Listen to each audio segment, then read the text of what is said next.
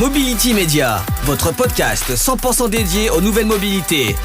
Experts, entrepreneurs, journalistes, rien que pour vous. Le meilleur des nouvelles mobilités, c'est tout de suite.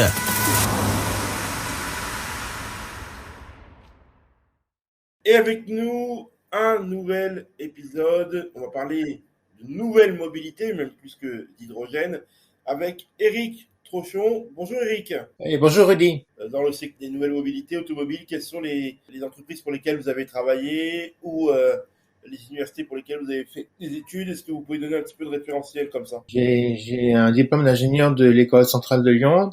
Et puis après, j'ai eu la chance de faire un master aux États-Unis à The Ohio State University. Et puis beaucoup plus tard, 20 ans plus tard, j'ai quitté, d'abord, après ce master aux États-Unis, j'ai rejoint le groupe PSA qui s'appelle maintenant Stellantis, que j'ai quitté en 2014 pour faire un congé de reclassement où j'ai fait un travail, des études et puis un travail de mémoire à l'ESSEC, une école de commerce donc. Et après, je suis passé dans plusieurs équipementiers. Et j'ai tout plaqué en 2019 après avoir pris conscience de l'urgence climatique et écologique. Parce que je travaillais alors sur la conduite autonome et je comprenais que ça c'était pas du tout écolo. La conduite autonome, ça va faire non pas moins de voitures mais plutôt plus de voitures et surtout des voitures qui roulent toutes seules. Déjà qu'il n'y a pas assez de personnes à bord des voitures, on va encore réduire ce nombre. En moyenne, il y a 1,6 personnes dans les voitures en France, même seulement 1,2 à Paris. Donc demain, c'est les voitures qui roulent sans personne à bord pour aller chercher quelqu'un, ça va encore dégrader ces chiffres. Et puis j'ai tout plaqué et j'ai travaillé sur des conférences bien sûr pour pouvoir partager ce que j'avais appris chez PSA et ailleurs aussi. Chez PSA, j'étais chef de projet sur un véhicule hybride rechargeable, ce qui m'a beaucoup fait apprendre sur la mobilité bien sûr, bas carbone. Alors Éric, on rappelle que vous êtes membre de l'Association des ingénieurs chinois. Oui, l'Association des ingénieurs chinois de l'automobile en France, ECAF. Vous êtes membre donc de l'Association des ingénieurs chinois de l'automobile en France, Éric Trochon. Vous avez fait une étude comparative qui est très intéressante entre les différents systèmes, à savoir ceux qui fonctionnent avec de la batterie, donc l'électrique et même l'hydrogène, sur les différents types de circulation, puisque ce sont des sujets qui reviennent très souvent dans l'actualité. Surtout que depuis, les pouvoirs publics ont décidé en quelque sorte de mettre l'accent là-dessus. Alors pour nous éclairer un petit peu, autant pour le grand public, autant que pour les spécialistes, est-ce qu'aujourd'hui réellement on peut parler d'un Eldorado pour l'hydrogène à venir dans les années 2030? La question est assez complexe en fait. En 2017, Nicolas Hulot, qui était alors ministre de la Transition écologique et solidaire, a déclaré qu'en 2040, il n'y aura plus de voitures thermiques en France. Plus que des voitures électriques. Mais ça fait encore deux types de voitures électriques, ça. Il y a les voitures électriques à batterie, et il y a les voitures électriques à hydrogène. Et il y en a qui jurent que par l'un et d'autres que par l'autre. Par exemple, Elon Musk estime que les voitures électriques à hydrogène sont complètement insensées. Il a même employé une insulte. Donc voilà, on se pose la question, que choisir? Voilà. Et c'est pas si simple. En fait, il faut toujours repartir des usages. Ce qui est important, c'est il y a pas un seul usage. Il y a des gens qui utilisent la voiture que pour aller au travail, sur des petites distances. Il y en a d'autres qui font que des longs trajets. Il y en a d'autres qui font un peu des deux, qui veulent vraiment pouvoir satisfaire leurs besoins enveloppe et pas leurs besoins moyens.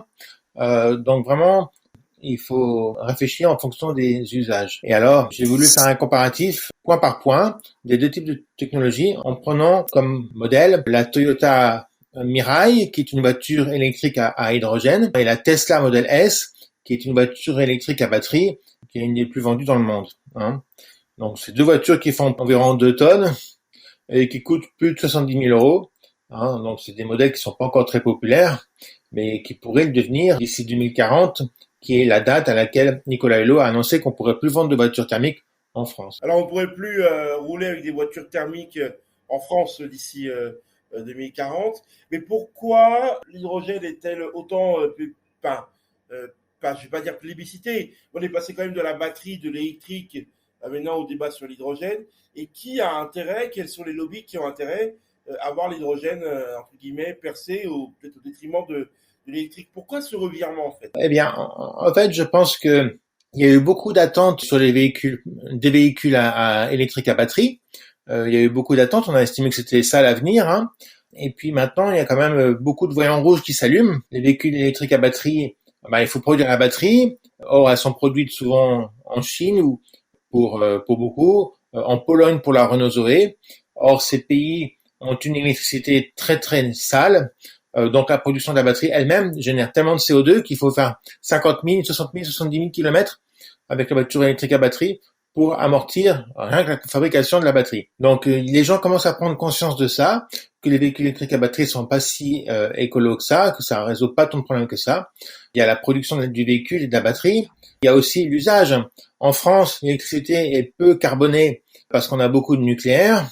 Mais en Allemagne, par exemple, c'est pas du tout le cas. Et rouler en véhicule électrique à batterie fait en fait autant de gaz à effet de serre que rouler dans un véhicule thermique récent. Voilà, donc les gens prennent conscience de ça, du coup ils se tournent vers autre chose et c'est l'hydrogène. Malheureusement, l'hydrogène aussi a ses inconvénients et ses avantages. Le gros avantage de l'hydrogène par rapport au véhicule électrique à batterie, c'est qu'on peut recharger en 5 minutes comme avec un véhicule thermique classique d'aujourd'hui. Par contre, il y a d'autres inconvénients. Donc vous, c'est parce qu'en fait, il y a eu, les gens se sont aperçus que le véhicule à batterie était quand même bien polluant dans sa conception, que du coup, les gens se tournent vers une énergie beaucoup plus propre. Mais est-ce qu'il n'y a pas aussi une raison économique à cela? Parce que quand on regarde un petit peu ce qui se passe, beaucoup de gens parlent de l'hydrogène, peut-être aussi parce que les besoins sur le marché sont peut-être plus importants et donc du coup, il y a peut-être plus de business à faire là-dedans que dans la voiture à batterie électrique. Oui, écoute, il y a effectivement des lobbies à l'œuvre. Il y a certainement des gens qui cherchent une opportunité économique. Oui, ça c'est clair. Ce qui est intéressant à considérer, c'est le coût à l'achat, donc il est élevé dans les deux technologies. Le coût à l'usage, il est beaucoup plus élevé pour le véhicule à hydrogène que pour le véhicule électrique à batterie. En fait, une batterie, l'électricité coûte pas très cher. Ça consomme environ 200 Wh par kilomètre, un véhicule électrique à batterie. Donc, compte tenu du coût du kilowattheure, ça fait pas beaucoup, ça fait quelques centimes pour faire 1 kilomètre. Alors qu'un véhicule électrique à hydrogène consomme environ 1 kg d'hydrogène pour faire 100 km. Et 1 kg d'hydrogène, ça vaut facilement pas loin de 10 euros. Donc, ça fait un coût bien plus élevé pour le véhicule électrique à hydrogène à l'usage. On peut recharger vite, mais ça coûte 4-5 fois plus cher. Donc, ça fait réfléchir ça. Il y a aussi le fait que, d'un autre côté, aujourd'hui en France, il y a environ 40 millions de voitures. Et pendant les grandes transhumances estivales, il y a plusieurs millions de voitures, peut-être 10 millions de voitures qui sont sur les routes et qui font Paris-Bordeaux, Paris-Marseille ou d'autres trajets dans la journée, quoi. Et si on s'imagine pouvoir faire ça un jour en véhicule électrique à batterie ou à hydrogène, ça va être compliqué. Ça va être compliqué pour plein de raisons. D'abord, le temps de recharge pour les véhicules électriques à batterie. Aujourd'hui, il y a des charges ultra rapides qui rechargent une batterie en une demi-heure, mais s'il y a 10 000 voitures qui veulent faire ça en même temps, ça va poser problème. Et puis, le problème pour l'hydrogène, c'est que si on veut recharger avec de l'hydrogène, on a deux choix d'hydrogène. On peut prendre de l'hydrogène brun qui est fait à partir de vaporeformage du méthane. Ça, c'est pas très cher comme hydrogène, mais pour le produit, on fait 10 kg de CO2 par kilo d'hydrogène, et donc un véhicule électrique à hydrogène n'est pas meilleur qu'un véhicule thermique récent. Si on veut l'hydrogène vert, c'est mieux, mais ça consomme beaucoup d'énergie pour produire l'hydrogène vert, et on en perd beaucoup dans la pile à combustible de la voiture, et donc le rendement fait que ça consomme beaucoup plus un véhicule électrique à hydrogène qu'un véhicule électrique à batterie, 3 fois plus. Ah oui, d'accord. Donc, quelque part, il y a eu peut-être des erreurs sur le calcul, sur ceux qui privilégient l'hydrogène. Maintenant, on va revenir un peu sur ce que vous faites au sein de cette association d'ingénieurs chinois qui agit dans le secteur automobile en France. Pourquoi ils ont décidé de se constituer ainsi et pourquoi vous avez décidé de faire un rapport sur cette question-là, notamment de l'hydrogène, en partie pour eux? Qu'est-ce qu'ils cherchent exactement et vous, qu'est-ce que vous avez voulu démontrer par là? Alors, je suis pas très bien placé pour répondre parce que je connais pas la genèse de l'association. Je crois que c'est assez récent, ça a moins de 5 ans. Ça a été fondé par un ingénieur de chez Renault qui a étudié à Tsinghua, une grande université chinoise, à Pékin. Wang Xianjing, il s'appelle, c'est un ami. Je l'ai rencontré par l'intermédiaire d'un autre ami. Mais je pense que créer des associations est très très bénéfique. Quand il y a une raison commune de le faire, faisons-le. On est toujours plus fort groupé que seul dans son coin, chacun de son côté. La coopération est une force très puissante dont il ne faut pas se priver. Voilà. Et donc le but de l'association des ingénieurs chinois, c'est de faire du lien. Il y a quand même beaucoup d'ingénieurs chinois en France, dans l'automobile. Il y a PSA, enfin maintenant c'est Stellantis, chez Renault, mais aussi chez les équipementiers. Donc ils ont tout à fait intérêt à travailler en réseau et à partager des informations. C'est pour ça qu'ils m'ont invité une première fois à parler de ce que j'avais étudié sur l'essor du véhicule électrique en Chine. La Chine a fait un effort incroyable pour développer la mobilité électrique et maintenant aussi hydrogène. Donc s'intéresser aux raisons et aux actions mises en place a intéressé cette association. Donc j'ai fait une présentation pour eux.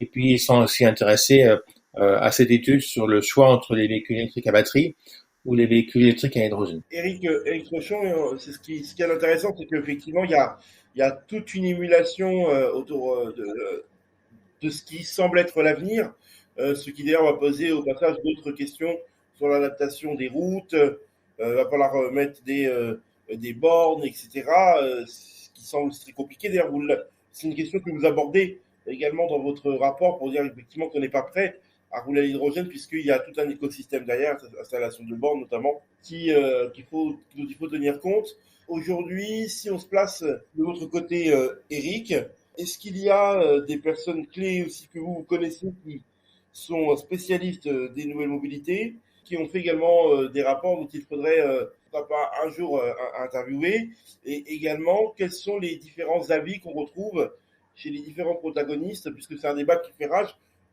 y compris sur les réseaux sociaux, en partie sur LinkedIn, puisqu'il y a une vraie bataille d'influence autour de ces questions. Oui, oui, c'est clair. Il y a beaucoup de choses qui circulent. On vit une époque intéressante. On est un peu à la croisée des chemins et il y a beaucoup de et bien malin celui qui sait à quoi ressemble le futur. Moi, je sais à quoi j'aimerais que le futur ressemble. Je pense qu'on peut pas continuer d'avoir 40 millions de voitures en France. Il faut savoir que 95% du temps, les voitures sont immobiles sur la place de parking. Donc on pourrait en avoir 20 fois moins si elles étaient partagées. Ça fait quand même une grosse différence. Et je pense aussi que la voiture est utilisée parfois pour des usages où on pourrait utiliser un moyen de transport plus doux. Par exemple, pour les trajets de 1 à 2 km, dans 62% des cas, c'est la voiture qui est utilisée d'après une étude de l'INSEE, il me semble.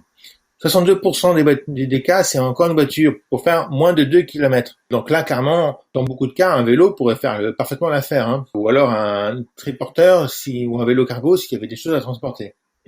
Donc je pense qu'il faut qu'on questionne la façon dont on se déplace pour privilégier moins souvent la voiture. La voiture particulière, aujourd'hui, elle représente plus de 80% des déplacements. Mais comme je disais, dans certains cas, on peut faire autre chose. Il y a le train pour les longues distances, il y a le bus pour les longues distances quand on n'a pas de train, et puis pour les courtes distances, le vélo cargo. C'est en plus très bénéfique pour la santé. D'après l'OMS, pédaler 30 minutes par jour, c'est 30% de maladies en moins.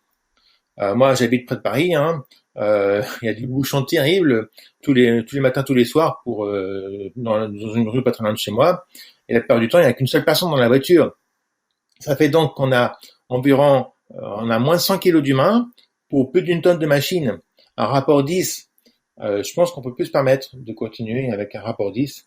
Et les voitures électriques à batterie, comme les voitures électriques à hydrogène, sont particulièrement lourdes et vont pas du tout dans le sens de la réduction de ce rapport 10. Alors qu'avec un vélo, on a aussi un rapport 10, mais dans l'autre sens. La masse transportée, l'humain transporté peut être 10 fois plus lourd que le vélo. Voilà, donc il faut qu'on questionne notre façon de se déplacer. Et dans la présentation que j'ai faite pour les CAF, justement, je mets en avant ce qu'on appelle les vélos mobiles, qui sont des tricycles ou des quadricycles à pédales, avec parfois un petit moteur électrique de 250 ou 500 watts, petite batterie, de façon à pouvoir tenir 25 km/h de moyenne sans faire beaucoup d'efforts. Il faut quand même faire un peu d'efforts. Je pense que ce moyen-là, c'est ma prochaine voiture. Effectivement, il y a une vraie aussi politique publique autour de ces questions liées à la mobilité, notamment sur l'accès au vélo, malgré les différents affrontements ou contraintes ou rejets de certaines personnes qu'elle peut également provoquer. Éric, si on se projette un petit peu sur 2022, vous avez créé un site internet là-dessus. Est-ce que vous pouvez nous en dire un petit peu plus et surtout comment vous allez mener le combat et quelles sont les échéances qu'il ne faudra pas vous louper vous concernant pour suivre votre actualité et vos combats? Alors oui, j'ai créé un blog qui s'appelle bisounours2022.fr, dit bisounours2022.fr, mais c'est pas pour parler seulement d'automobile. En fait, je disais tout à l'heure qu'on pouvait diviser par 20 le nombre de voitures si on les utilisait mieux, parce que 95% du temps, une voiture est sur son parking. Mais en fait, on pourrait réduire encore plus le nombre de voitures en travaillant moins. J'ai pris conscience de l'urgence climatique et écologique en 2019 et j'ai découvert l'équation de Kaya, qui est toute simple. On écrit CO2 égale CO2, les émissions de CO2 au niveau mondial, et puis on multiplie et on divise par des nombres non nuls, on peut le faire, comme par exemple la population, le PIB, la consommation d'énergie au niveau mondial, etc. Donc moi, si on prend juste le PIB, CO2 égale CO2 sur PIB multiplié par PIB. Pour réduire les émissions de CO2, il faut réduire soit le facteur CO2 sur PIB, soit le facteur PIB. Et réduire le facteur CO2 sur PIB, on appelle ça aussi le découplage, le développement durable ou la croissance verte. Et c'est prouvé maintenant que c'est pas possible. Donc la seule façon de réduire massivement le CO2, les émissions de CO2 au niveau mondial, c'est de réduire massivement le PIB, donc de diminuer l'activité.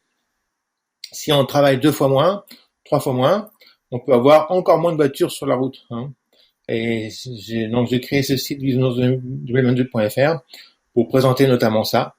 Mais je parlerai aussi bien sûr de transport, mais aussi de logement, de travail, donc d'aménagement du territoire, d'énergie, etc. En fait, dans l'ensemble, je parlerai de décroissance, qui n'a pas une bonne presse aujourd'hui. Ça change doucement, mais pas assez vite. Beaucoup disent que la décroissance, c'est le retour à l'âge des cavernes, le retour à la bougie, alors que c'est pas du tout ça. La décroissance, c'est par exemple avoir 15 jours pour passer des vacances en Italie et y aller en train de nuit, au lieu d'avoir juste un week-end parce qu'on travaille trop et aller à Rome en avion, quoi. C'est ça la décroissance. C'est aller en Italie en train de nuit pour 2 semaines de vacances, alors que le monde dans lequel on est aujourd'hui, il permet que d'aller en week-end à Rome en avion. Ah oui, effectivement, c'est l'économie de la décroissance. C'est un sujet qui est extrêmement politique. Est-ce que vous comptez influencer des spécialistes des questions énergétiques autour des candidats à la présidentielle? Est-ce que vous comptez écrire des tribunes sur le sujet? Est-ce que vous êtes dans un groupe de lobby pour pouvoir promouvoir votre expertise à la fois sur les nouvelles mobilités? Est-ce qu'il y a une stratégie en ce sens pour 2022? Une stratégie, c'est beaucoup dire. Il y a juste des intuitions qui m'indiquent avec qui je dois être et pour faire quoi. Voilà, donc en 2019, j'ai rejoint Extinction Rebellion. En 2020, j'ai rejoint les Décroissants. En 2021, j'ai rejoint la coordination d'accueil des zapatistes et aussi les Gilets jaunes. Voilà, en 2022, j'ai déjà entendu rejoindre un nouveau mouvement aussi, sans lâcher les autres, parce que l'action, elle doit être multiforme et aussi avec plusieurs partenaires. Il faut faire feu de tout bois, sans émettre de CO2, bien sûr. Là, vous parliez des voitures autonomes. On a appris également cette semaine que Mobileye lance des voitures autonomes à Paris, comme on en trouve en Israël. Finalement, ça vient également à Paris. Est-ce que ça, pour vous, c'est quelque chose que vous critiquez, ou est-ce que vous approuvez la mairie de Paris dans son choix? Je n'étais pas au courant de ce choix. Les voitures autonomes posent plusieurs problèmes. Déjà, je crois plus dans les solutions technologiques, moi.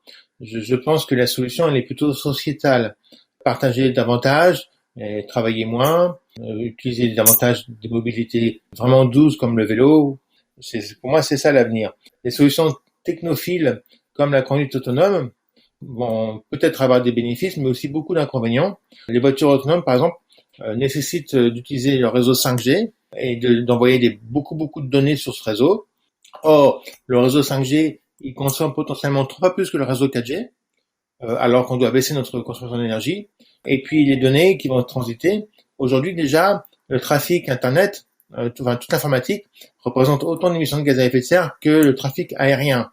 Donc c'est pareil, il faut aussi maintenant il faut plus le développer pour augmenter ces émissions.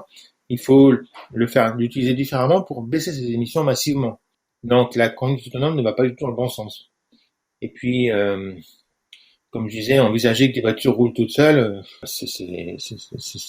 faut changer de paradigme aujourd'hui. Diminuer le poids des voitures et augmenter le nombre de passagers à bord, effectivement, quoi. Ok, merci en tout cas, Eric. Eric Rochon d'avoir répondu à nos questions. Merci beaucoup. D'ailleurs, c'est aussi l'occasion de remercier toutes celles et ceux qui participent également à ce podcast. Merci à vous, Eric. Mais je t'en prie, Rudy, merci à toi. Mobility Media, votre podcast 100% dédié aux nouvelles mobilités.